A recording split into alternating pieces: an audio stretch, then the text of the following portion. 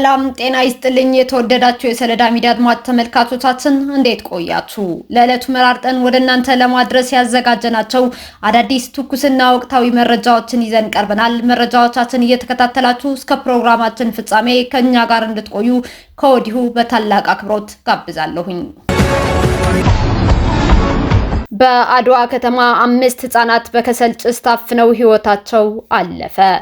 በትናንትናው ዕለት በትግራይ ክልል አድዋ ከተማ አሉላ ጣቢያ እንዳ ገብርኤል ተብሎ በሚጠራ አካባቢ በታላቁ የቅዱስ ገብርኤል ዓመታዊ በዓል ላይ ባጋጠመ አሳዛኝ አደጋ የ5 ህጻናት ህይወት ማለፉ ተገልጿል።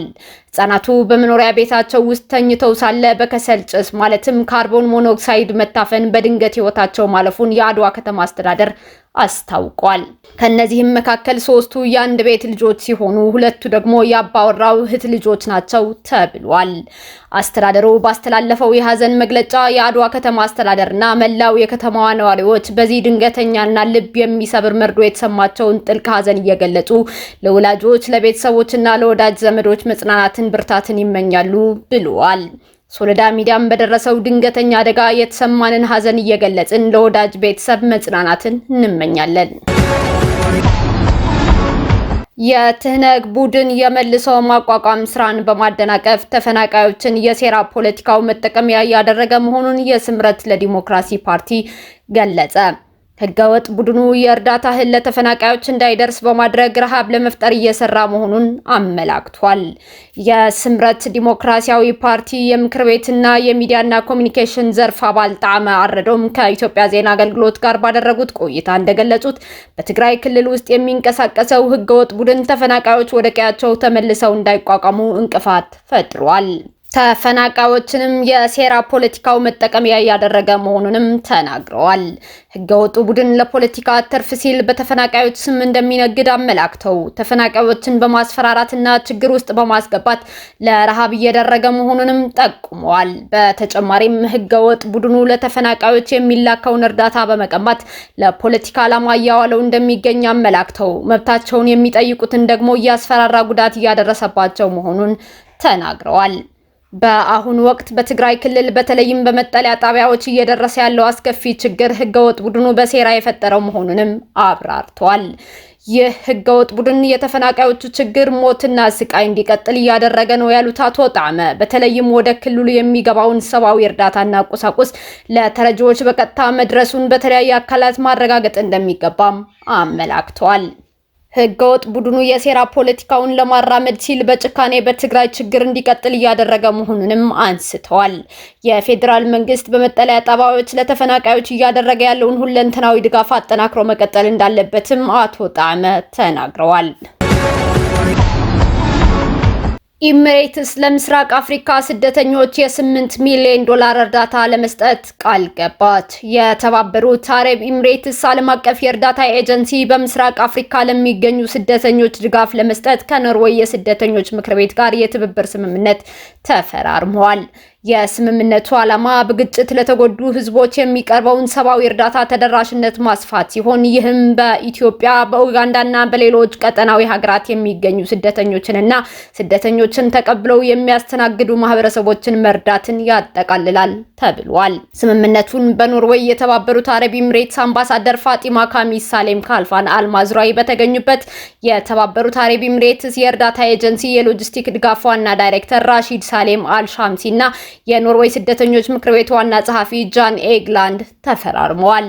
በስምምነቱ መሰረት የተባበሩት አረብ ኤሚሬትስ በምስራቅ አፍሪካ ስደተኞችን ተቀብለው በሚያስተናግዱ ሀገራት ውስጥ ለሰብአዊ እርዳታዎች የሚውል የ8 ሚሊዮን ዶላር የገንዘብ ድጋፍ እንደምታደርግ ተዘግበዋል። የብሪክስ ሀገራትና ስልታዊ አጋሮቻቸው በአሁኑ ወቅት የዓለምን 50 በመቶ የወርቅ ምርት መቆጣጠር መቻላቸውን አዳዲስ መረጃዎች አመላከቱ። ይህ እርምጃ ሀገራቱ በአሜሪካ ዶላር ላይ ያላቸውን ጥገኝነት ለመቀነስ የጀመሩት ስልታዊ እንቅስቃሴ አካል መሆኑም ተነግሯል።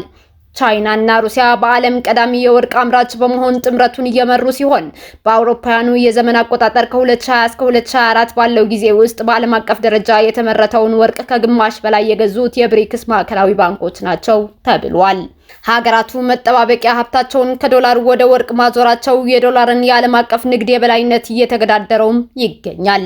የምዕራባውያን የኢኮኖሚ ማዕቀብና የጂኦፖለቲካ ውጥረቶች ሀገራት በተለይም የብሪክስ ሀገራት ደህንነቱ የተጠበቀ ወርቅን እንደ ዋነኛ አማራጭ እንዲመርጡም አድርጓቸዋል።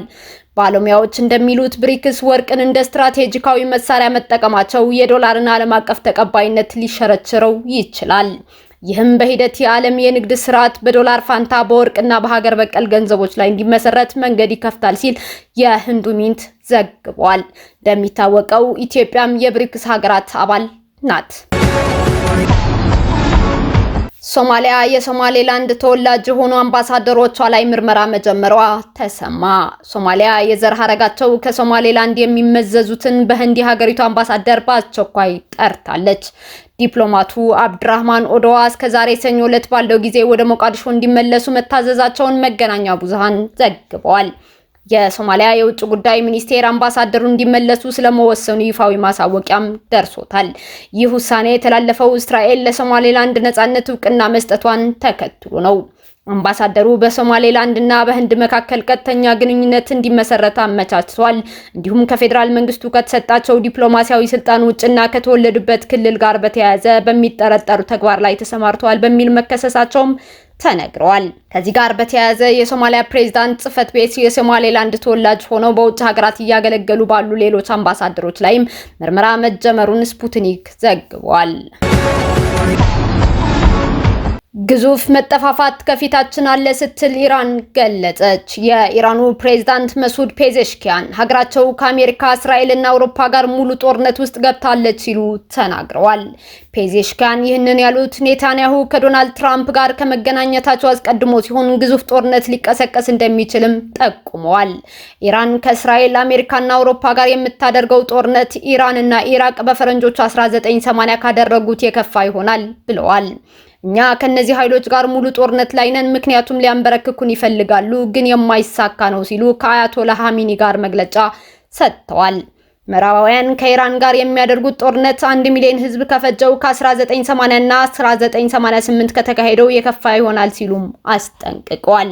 አውሮፓውያኑ በባህላችን፣ ፖለቲካችንና ህልውናችን ብሎም በኢኮኖሚያችን ላይ ብርቱ ክንዳቸውን እያሰረፉ ነው፣ እኛ ግን ለማንም ሸብረክ አንልም ያሉት ፔዜሽኪያን ከነዚህ ኃይሎች ጋር ግዙፍ መጠፋፋት ሊኖር እንደሚችል መጠቆማቸው በዓለም ላይ ስጋት ጋርጧል። መረጃው ኢንዲፔንደንት አስነብቦታል።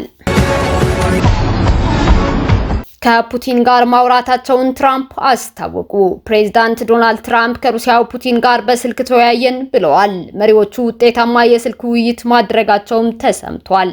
የዩክሬኑ ፕሬዝዳንት ቮሎዲሚር ዘለንስኪ ወደ አሜሪካ በማቅናት ላይ ሳሉ ነው ፑቲን እና ትራምፕ የተወያዩት።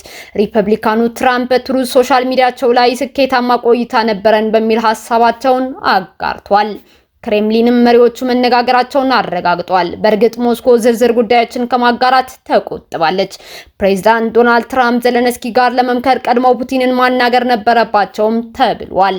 የዩክሬኑ ፕሬዝዳንት ዘለንስኪም ፍሎሪዳ አሜሪካ የገቡ ሲሆን በትራምፕ ቅንጡ መኖሪያ ቤት ማር አ ላጎ በሩሲያ ዩክሬን ጦርነት ዙሪያ ይመክራሉ ተብሎም ይጠበቃል። እስካሁን አብራችሁን ከኛ ጋር ስለነበራችሁ እያመሰገንኩኝ በሌሎች መረጃዎች እስክንመለስ እንደተለመደው የሶለዳ ሚዲያ ቤተሰብ በመሆን ላይክ፣ ሼር፣ ሰብስክራይብ ማድረጋችሁን አትርሱ። አዳዲስ ትኩስና ወቅታዊ መረጃዎቻችን በቶሎ እንዲደርሷችሁ የደወል ምልክቷን ይጫኑ። ስኬት፣ ድልና ሰላም ለኢትዮጵያውያን። ሶለዳ ሚዲያ